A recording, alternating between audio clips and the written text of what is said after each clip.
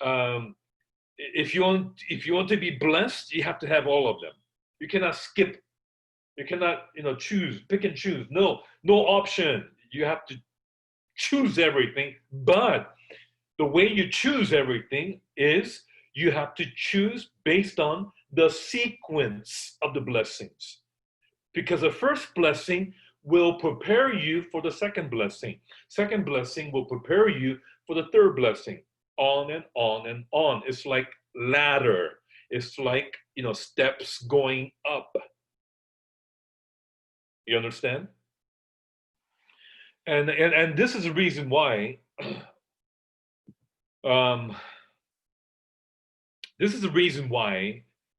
there's something very interesting about these blessings. Okay, so here we go. Every blessing comes with a promise. It's like, blessed are the poor in spirit, for there is kingdom of heaven. Blessed are they that mourn, for they shall be comforted. They shall inherit the earth. They shall obtain righteousness, obtain mercy, see God, on and on and on. These are the promises, the end result. If you're like this, you'll get this. If you're like this, you'll get this, right? What's interesting is this. The very first one, verse 3, blessed are the poor in spirit, for there is the kingdom of heaven. This particular promise is repeated at the end as well. It repeated the beginning at the end. Look, verse 10. Blessed are they which are persecuted for righteousness' sake, for there is the kingdom of heaven. Exactly the same. Why? Why exactly the same? Why? Because Jesus ran out of things to say, like, I don't know what to say. Let me just repeat what I said before. Like he just let me just repeat. No, why is it being repeated? Like, I know I'm asking too many questions, but please follow with me to understand why it is written this way. This is incredible. Why it's being repeated? The simple observation that I have is this. The very first blessing is introduction for the whole thing. Blessed are the poor in spirit, because ultimately, at the end, ye shall receive kingdom of heaven. Because if you are poor in spirit, that will help you to mourn. And if you're mourning, that will help you to become meek. And if you're meek, that will help you to hunger and thirst after righteousness. And then when you receive righteousness, that will help you to be merciful. And when you are merciful, that will help you to have pure in heart. And when you have pure in heart, that will help you to be a peacemaker. And when you're a peacemaker, that will prepare you to be persecuted for righteousness' sake. And when you are persecuted for righteousness' sake, there's a kingdom of heaven. It's a step. And the last one, I always ask this question when I gave this presentation before. Let's just say, forget what I said about, you cannot just pick and choose. It's not an option here. But if you have to just choose one, which one would you choose? Most people say, I like the one that says meek, or I like the one that says poor, or I like the pure in heart. Nobody says, I want the persecuted one. I like to be persecuted. Nobody says that. Nobody says, because, the word blessed means happy. So nobody says, I want to be happy. What do I need? I need to be persecuted. Nobody says things like that. Nobody. But did you know? But the best blessing, the best way to be happy is to be persecuted. That's ironic. You know why? Here's the reason why. The last one is the best one. Number 8 is the best one. How do I know? It's not, look, the Bible says this. It is so good that Jesus repeated the second blessing for the 8th blessing. That was kind of confusing. It is so good that Jesus used the word blessed one more time for those who are persecuted. So verse 10, blessed are they which are persecuted. Verse 11, blessed are ye when men shall revile you and persecute you. Twice. It's like a double blessing. Is that better? Yes or no? Is that better? Is double blessing better? Of course.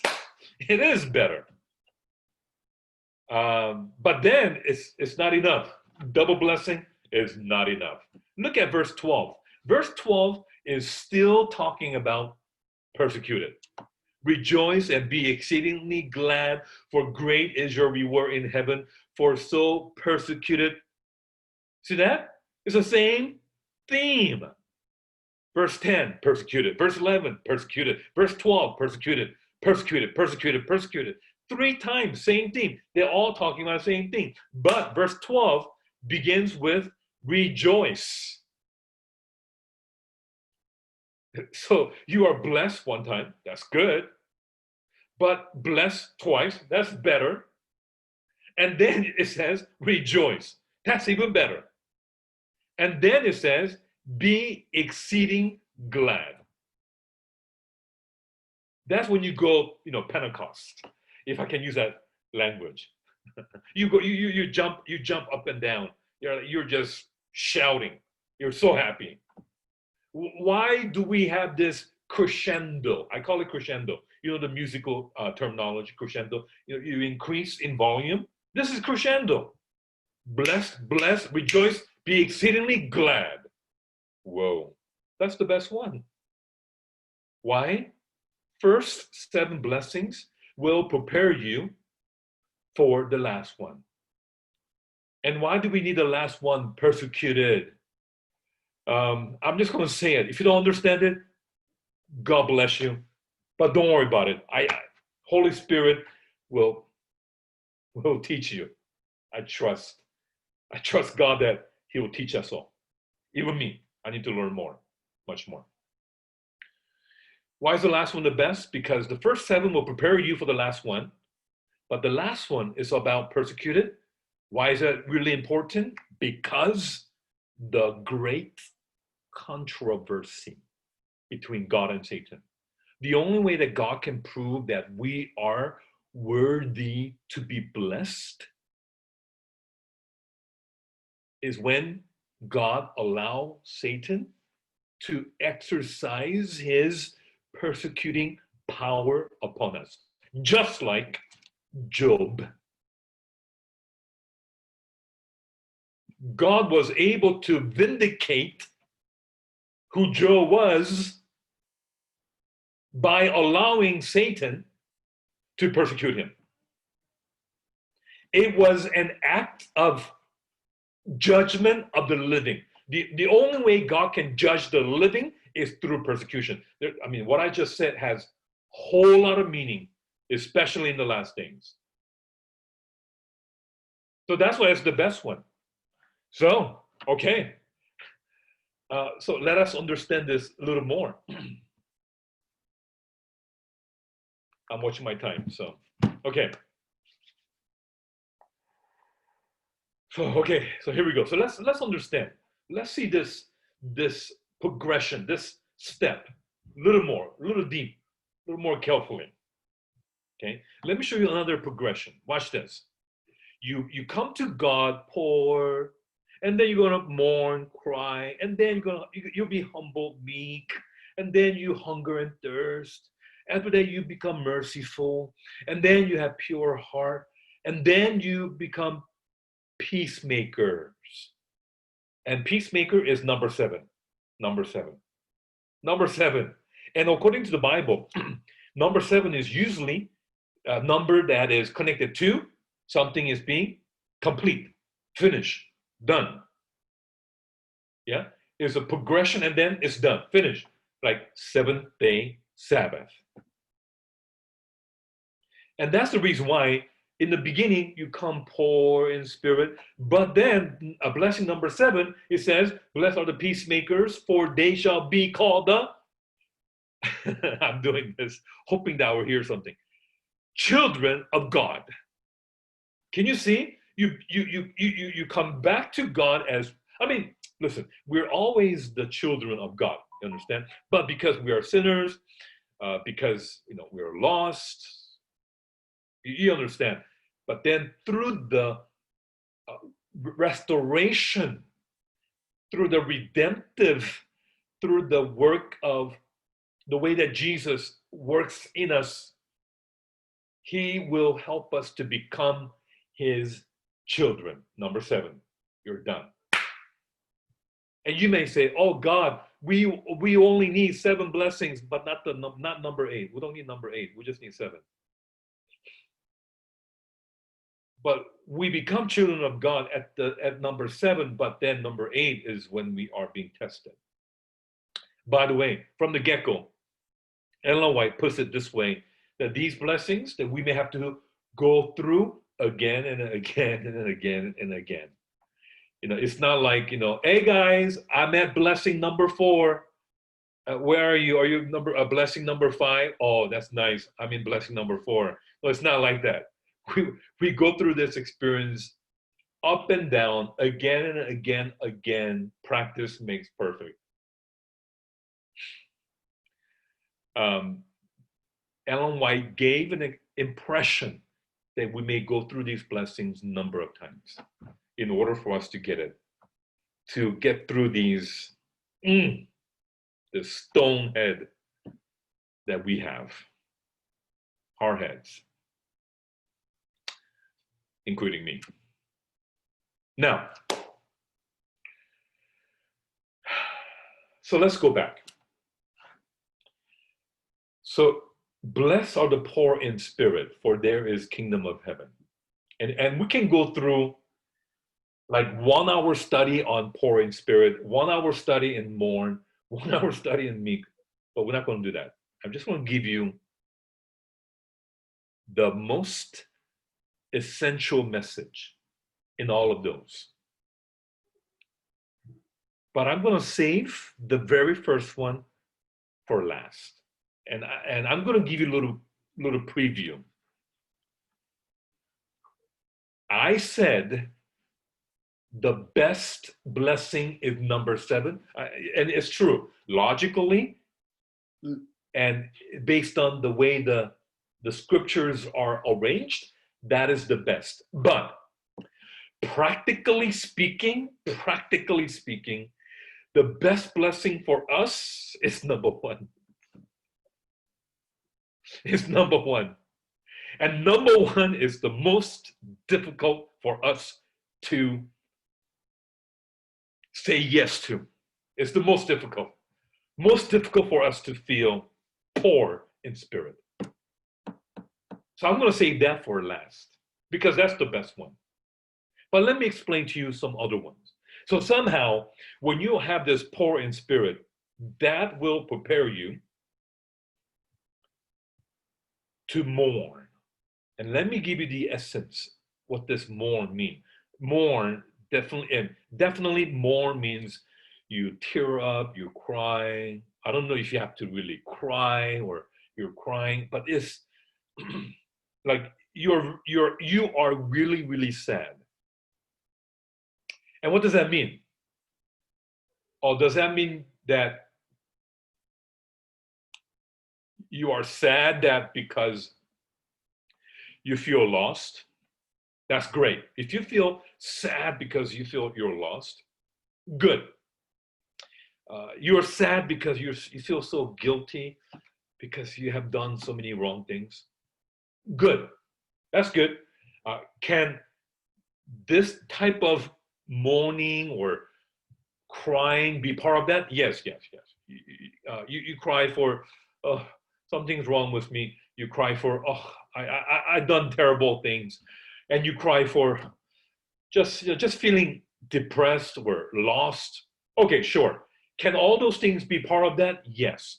But even in spiritual realm, even in your spiritual walk with God, your quality of mourning, it can go higher. In the beginning, you cry because if you don't accept Jesus, you go to hell. So you're afraid. I'm gonna die. You cry because you don't want to be lost. You want to go to heaven. That's good. Yeah, mourn. You begin with that. That's fine. But your mourning quality is like elementary, like a little baby. Like I cry because I'm not going to heaven. That's like your little baby. Does God despise that? No, no, no. God says, oh yeah, come unto me. No, no worry. You cry that you cannot come to heaven? Come. No problem. If that's all you got, come to me. And then you cry for your own sin. That's even better. Okay. And you cry because you got caught. Okay. No problem. Come. Cry for all these things. No problem. Come. But we should strive. We should go deeper. How deep? The ultimate mourning is you mourn because deep inside you feel, because of my sin, Jesus has to suffer. Because of my iniquity, Jesus had to die on the cross. And that thought caused you to mourn. And that's exactly what this text is talking about. All other mourning, no problem. You can start there. But we need to have an enlightenment. We need to have some type of spiritual awakening for us to say, man, I hurt God so much. And that will lead you to have this beautiful, serene, calm meekness. Do you understand?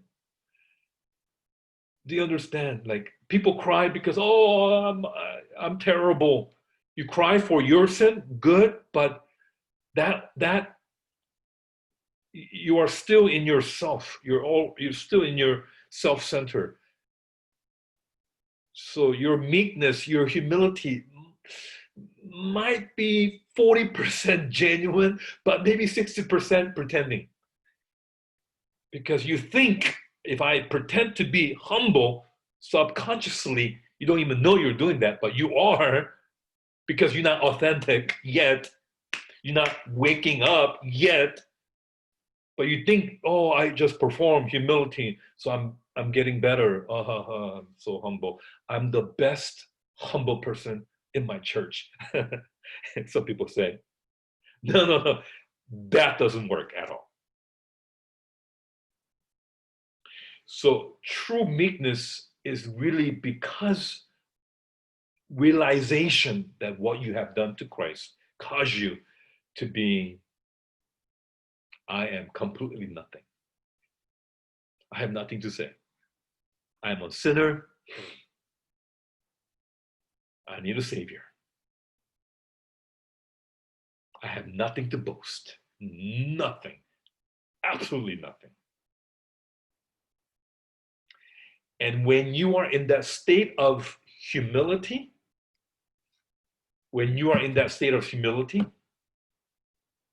and only then you start having this spiritual appetite to be better. You know, it's so hard for people to want to be better. No. People faking. They're faking their wants. People, they fake like, oh yeah, I want to be holy. I want to be righteous. I want to be spiritual. They say that, but they're all many times faking it. Faking it. They're faking it. It's not true. It's not genuine. Because down deep inside, They're still holding on to pride, self. And that self will not be destroyed unless what yourself destroyed, Jesus on the cross. So that humility will lead you to be like, oh, I'm nothing. Look at this. Look at this. I am nothing. So then when there's nothing, new creation can happen. You know how God created all things from nothing? So he waits for you to become nothing before he can recreate you. You got it? You got it? You understand? So mentally, you have to realize you are completely nothing so that God can recreate you. So how does he do that in this context? Thirst after righteousness, and they shall be filled. Receive. And what does that feel like? When you receive righteousness from Christ, what does that feel like? You know, we talk about not my righteousness, but the righteousness of Jesus. We go to heaven, you know, and they say these religious lingo, religious lingo, like, yeah, righteousness by faith. But what does it feel like when you are filled with righteousness? You know what it feels like? It feels like you can do the next blessing naturally. What is that? Blessed are the merciful. What does that mean? Very forgiving. But you do it naturally. Why naturally? Because you have righteousness in you. If you don't have righteousness in you, just because you're a Christian, you have to forgive somebody, you forgive them with forcefully. Like, I forgive you because I have to. If I don't go to heaven, so I gotta forgive you.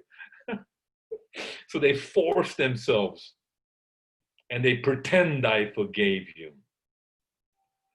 And then as long as you pretend really good and act like, you know, A+ Hollywood actor, congratulations, you just received Oscar and you have acted really well, but God is not deceived.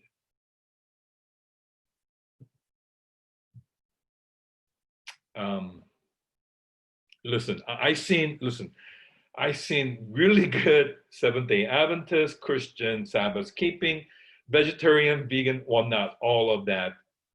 But the biggest struggle that I have seen, even among the vegans, I'm sorry to put it that way, forgiveness.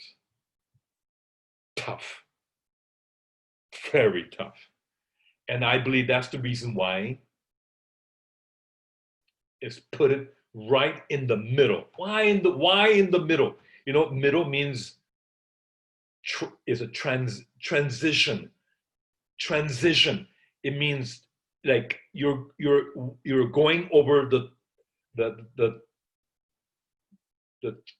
like a threshold, meaning this is the conversion. This is the change that happens in you. The very first thing.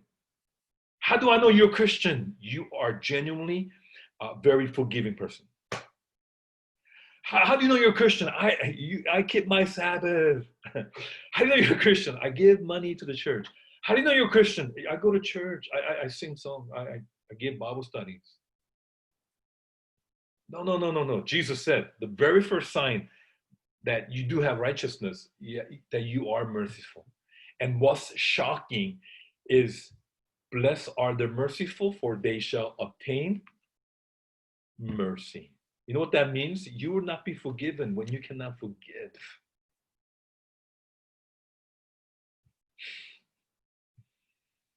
And you already know. Jesus gave many other stories about this. You know, when Jesus talked about the Lord's Prayer,